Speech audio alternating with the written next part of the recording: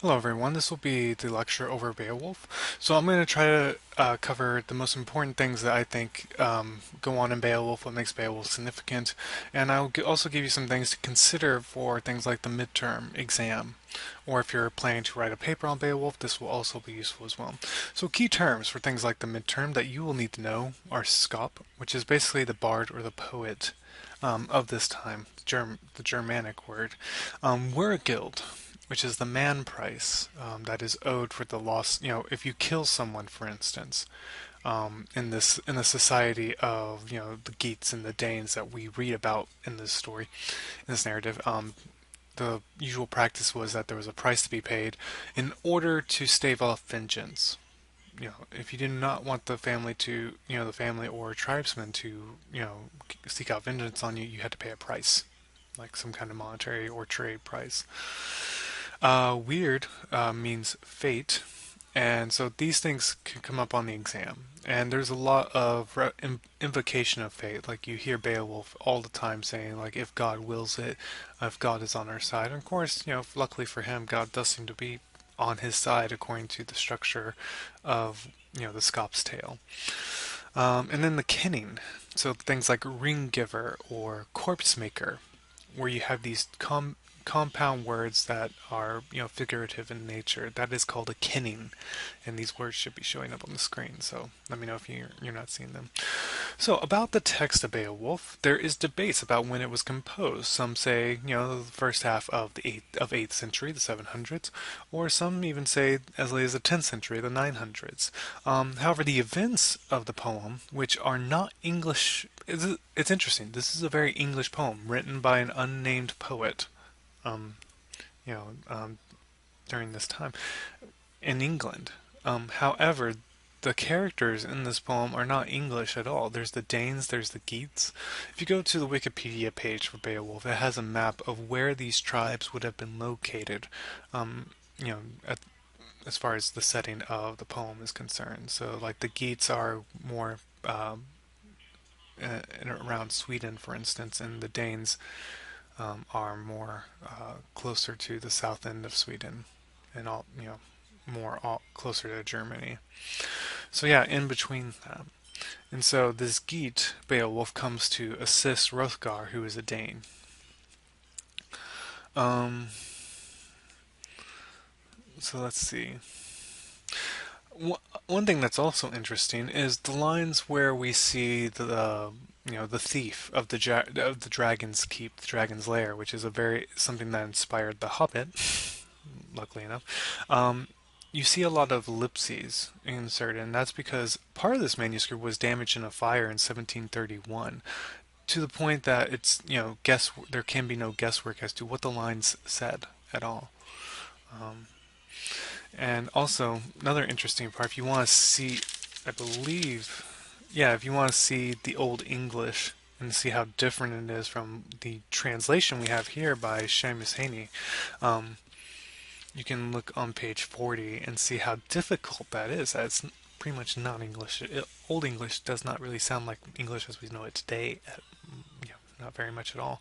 And that's because over centuries, when the French come, you get some mixture of language. We borrow French words, mixing with this, Old Saxon, this Anglo-Saxon English, and then it develops and evolves into Middle English, and then early modern English, and then even what we have English as today.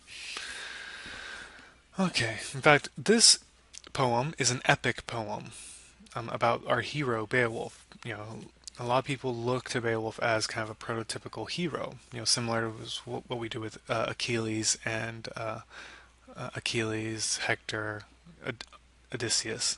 People like that. In fact, this poem is very similar in style to Homer. The Greek Homer's Iliad and Odyssey. Um, So, yeah, and it's based on a warrior society. It has a very elegiac mood, a lot of looking back to the past and lamenting the loss of the past and people who have gone before. There's a lot of invocations of past warriors as far as how they relate to Beowulf's feats and things like that. Other things to keep in mind for this poem. If we turn to page 41, it's good to have your book in front of you for this. There's an invocation of the past that traces the line to Shield Sheafson, a Danish royal line. But there's also a great mixing of pagan elements and Christian elements. A lot. I mean, there's a lot of killing. There's a lot of, but there's also this narrative of good versus evil. There's relapsing to pagan ways, which is seen as evil by the poet here, who's unnamed, is ostensibly Christian in their orientation, but there is still, the funerals, for instance, are very pagan. So, like, even the setting of the time would have been, pagan. So they're mixing, they're kind of rewriting the narrative with the Christian religion of the time, um, whether it's the 700s or the 900s, the 8th century or the 10th century. So, for instance, one thing to keep in mind about Beowulf too, with poems, write when you write a paper with using poems as your main source, you need to cite the line numbers as opposed to the page numbers. I'm going to reference page numbers and line numbers here, but in the papers you would write lines, 24 through 25, something like that. And then after every other use, you would just give the numbers, so like 100 through 101, something like that, depending on how you cite it. So Shield was still thriving when his time came, and he crossed over into the Lord's keeping. But then he has a Viking funeral, pretty much, where they send him out. They load him up with treasure, and they send out his ship, and basically, um, let's see. They stretched out Bloodlorn the boat laid out by the mast amidships the great Ring River. Far-fetched treasures were piled upon him, um, who would travel far on out onto the ocean's sway, which is a Viking, type of Viking funeral, as opposed to a Christian burial. In fact, they have all the, worldly goods, given to him as well. And so we have some basic background about Hrothgar, who builds the mead hall, place peace and prosperity until Grendel comes. In fact, you also have some mixture of Grendel, who is a supernatural demonic monster, allegedly. Well, he does come to the hall, and he does feed on bone lappings and things like that, crunches down on corpses. But he notice that he's also connected to Cain, who committed the first murder, and so his monstrosity is said to derive from that. And there are all sorts of monsters, like sea beasts, for instance, when Beowulf is having his swimming competition with Breca. So, but the main thing here, Grendel attacks the hall, disrupts the peace. In fact, there's a sense of loss, and that's what the elegiac mode is all about. There's a sense of loss, and that the great hall that was flourishing is now empty and a source of embarrassment for Hrothgar. There's an obsession during this time, and even when we get to Sir Gawain, with reputation. Hrothgar's reputation is, smeared because he cannot protect his mead hall against this monster, and he feels ashamed. He can't pay the word guild, like on page 45. It gives a mention of him not being able to pay the death price by taking vengeance on Grendel. I mean, you can't really say, "Hey, Grendel, you killed these guys, and now you need to pay. You need to pay these families back." A monster like that doesn't necessarily seem to have that kind of reasoning capability. It has one thing on its mind, that's murder, according to the Danes. If you've seen the Robert Zemeckis film adaptation, you see there's a little bit of rewriting of that. But that's just a modern take. Okay. Also, there's still a lot of that supernatural build-up. Like there's a divine prohibition of Grendel, approaching the throne, the treasure seat, as it's called, since it associates Hrothgar with, the divinity of the Lord, of the Christian God. And during this time, the Christianity would have been Catholicism. All Christianity was Catholicism at this point. Well, with the exception of the Orthodox Church that breaks off towards Russia in Eastern Europe. But otherwise, in England, for instance, it would be Catholicism. And then on 45, you see the poet lamenting that they go back to their pagan shrines, offering to idols or oaths the killer's souls. So it's showing a blend of these two cultures. Because before Christianity, they were they were pagan worshippers. They had gods, and so the poet obviously is trying to sell, the God of Christianity as the one true God, the head of the heavens, the high king of the world, unknown to them. So, it's trying to displace that culture that came before. But at the same time, it's interesting by that appropriation, it's mixing the cultures. You know, I mean, the fact that Grendel is so supernatural and Grendel's mother is so supernatural that's not really something that appears to show up in Christian narratives so much. But it's appropriated for that. Okay, going on. So Beowulf sees this as an opportunity, obviously. Like on page 46, you see him like leap at the chance, like I can get really famous if I go help this guy out. And of course, as a warrior, that is what he's concerned about. He goes to offer his service to the king, and he's always kind of built up. You see the poet building him up as a hero. Like he has a noble appearance. He is truly noble. Like on lines 249 through 250, it's fairly explicit. Um, and he has a great lineage. He's the great son of Hygelac. Um, and they call, and another example of kinning, they call Grendel the corpse maker. So yeah, and so he comes to offer his services, and there's kind of an exchange here, like you know, an agreement, like in exchange for battling the monster, he's hosted hospitably by Hrothgar. In fact, it's interesting that the wealth and weaponry, like if you look at lines 328 through 331, they collected their spears, and the seafarers stood and stand of grayish tapering ash, and the troops themselves were as good as their weapons. So yeah, they have a wealth of weaponry, and they are, just as good as that as well. Um, let's see. And apparently, around lines 380, it's mentioned that Beowulf has the strength of 30 men. So there's kind of another interesting term to remark upon is apotheosis, where you take a man and raise him to, the level of a god, a godlike strength. And that's what, when you say one man has a strength of 30, well, that's almost supernatural. That's godlike. Oops. Sorry about that. Okay. In fact, there's mentions of troll nests being, you know, that in of let's see, where is that? Raiding and troll nests and battling sea brutes, and he boasts of his past feats in order to establish credibility of himself as a warrior and a hero. And he's come to, in Christian terms, he's come to purify Heorot of its evil, and that's Grendel, of course. And so they're having their feast, and of course, Unferth, who's, the exchange between Unferth and Beowulf is usually highly remarked upon because Unferth is said to be sick with envy. He himself, as a character, is, kind of pushed forward in a negative light because apparently he's killed his own kin, people of his own tribe.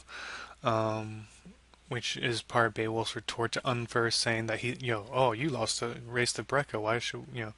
Why should we trust you? And of course, Beowulf has a convenient excuse. I had to battle sea brutes and was lucky to survive. So ultimately, I won in that I killed sea brutes and survived.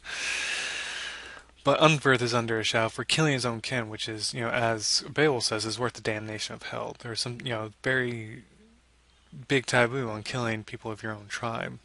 And Unferth himself is seen as kind of unmanly. There's a challenge of masculinity later because he, kills his own and is more of a talker than a doer, according to the poet. Let's see. In fact, Beowulf in his story says that he killed 9 sea monsters to get out of there.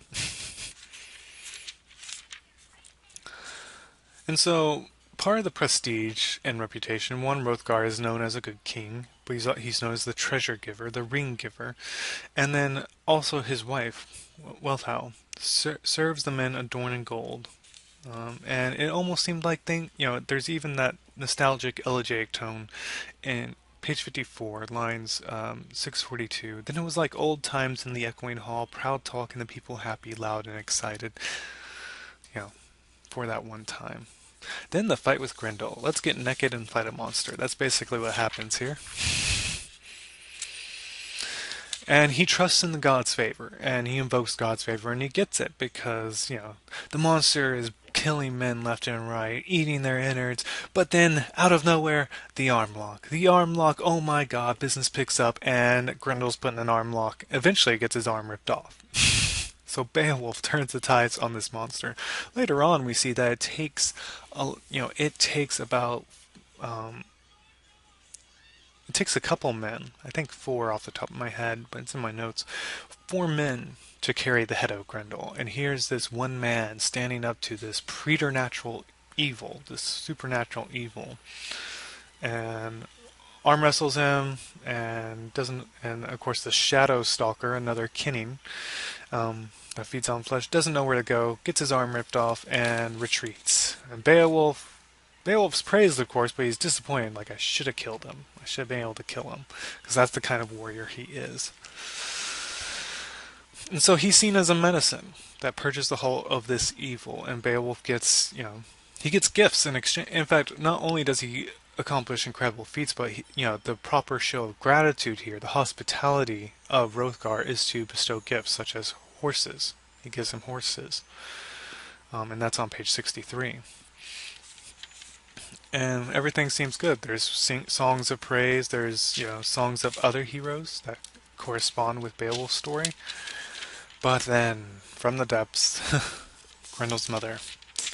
And, which is interesting. One thing that's always pointed out about Grendel's mother is that she's described as a monstrous hag, but again, she's actually trying to, in a way, according to their own code, she's, trying to exercise word guild as well. There is no payment for the death of her son, Grendel, so because Grendel's killed, and so she comes to take retribution. In fact, she takes one of Hrothgar's beloved retainers, Asher. Let's see. In fact, she takes the retainer to her fen or her swamp, and there's more sorrow returning. But Beowulf, with his inspiring speech, says, it is better to, it is always better to avenge dear ones than to indulge in mourning. Page 72, that is lines 1385 through 1386. So Beowulf is the man of action here.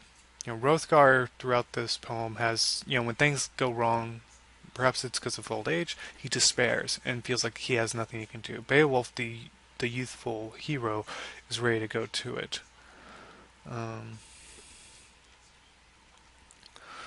So let's see. In fact, he actually tells Hrothgar, if you want paper topics, for instance, you could talk about the masculinity here as far as how is it associated with heroism. Because at the end, in lines 1395, he tells Hrothgar, bear up and be the man I expect you to be.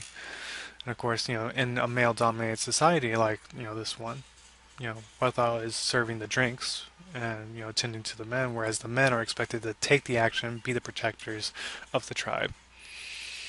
And so here, Beowulf is kind of rebuking a king, saying, man up. Okay. So page 73 is where Beowulf is getting ready to go into the depths to fight the monster, Grendel's mother.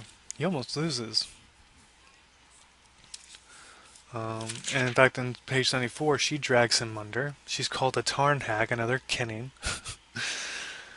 And the sword that Unferth gave him fails. In fact, what does he get? He gets an ancient blade that kills Grendel's mother. In fact, I believe it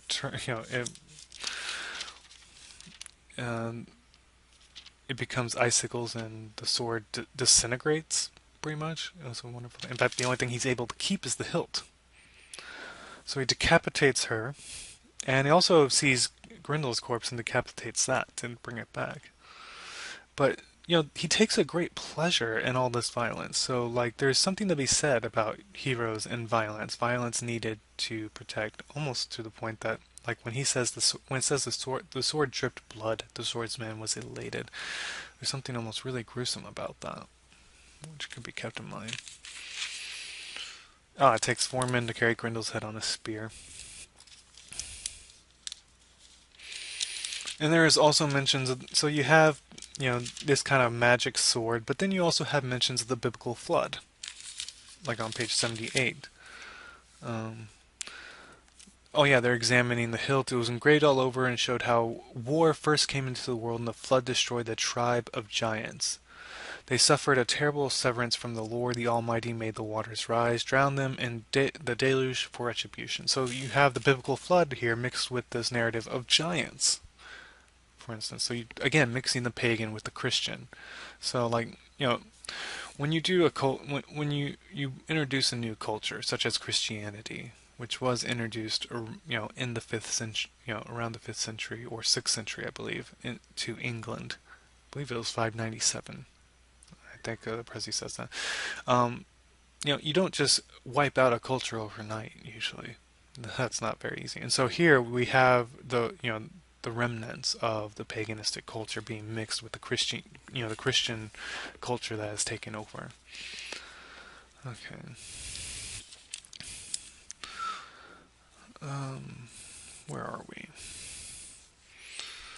So there's an alliance established with Hrothgar. In fact, Hrothgar praises the youth on page 81, lines 1841. The Lord in his wisdom sent you those words, and they came from the heart. And have never heard so young a man make truer observations. You are so strong in body and mature in mind. In fact, there's almost this kind of like father-son male bonding moment between the two. And they create an alliance. Like, hey, if you get attacked, I got your back now. We're good. Although there were numerous references to kind of a past relationship with Hrothgar had lent aid to Beowulf's father Hygelak when he killed a wolfing, someone from another tribe, and they were expecting Wergil, and Hrothgar actually paid the Wergil back to that tribe to say to keep Hygelak from vengeance. Okay. So yeah, Beowulf has earned, gets his reputation, and then 50 years later, after Beowulf has had a pretty good, run as a hero and a king, the dragon's lair is awoken. If you've seen The Hobbit, it sounds a lot like The Hobbit because, well, Tolkien would read literature like Beowulf and take inspiration from it. In fact, the walking trees, for instance, in the anthropomorphic trees in Lord of the Rings was basically Tolkien's disappointment with Macbeth, where it says the wood would move on. Birnam would march on Dunsinane. When he realized that actually wasn't what was happening, he made it happen himself. In fact, we've come full circle. Beowulf reacts like Hrothgar. He's in anguish that he can't really protect his people from the dragon. In fact, so he gathers up his warriors and goes to fight the dragon alone, and it seems like he's losing, but then page 97 is very important, especially because Beowulf's sword fails against the dragon, is that you have Wiglaf, another young warrior who, so this cycle keeps going. Another young warrior steps up and, he challenges, the warrior's loyalty to the king, that he's done all these things for them and that they should pay it back in turn. On page 97, for instance, he says, I remember that, let's see, this is line 2633. I remember that time when mead was flowing, how we pledged loyalty to our lord in the hall, promised our ring giver we would be worth our price, make good the gift of the war gear, those swords and helmets, as and when his need was required. He picked us out from the army deliberate, honored us and judged us, fit for this action, made me less these lavish gifts. And so he basically challenges them, like, look, he's given us all this stuff, and we're just going to run away? You guys are cowards. And so he goes to Hrothgar's aid and helps defeat. He stabs the dragon in the belly. And Beowulf's last wish is to feast his eyes on the treasure hoard. So Beowulf dies a warrior's death. And there is a long elegy about Beowulf, again, remembering his exploits. And so that concludes the lecture on Beowulf. So if you have any questions about anything we've gone over here, or the poem itself, feel free to contact me. Do not forget to watch the lecture on Sir Gawain and the Green Knight.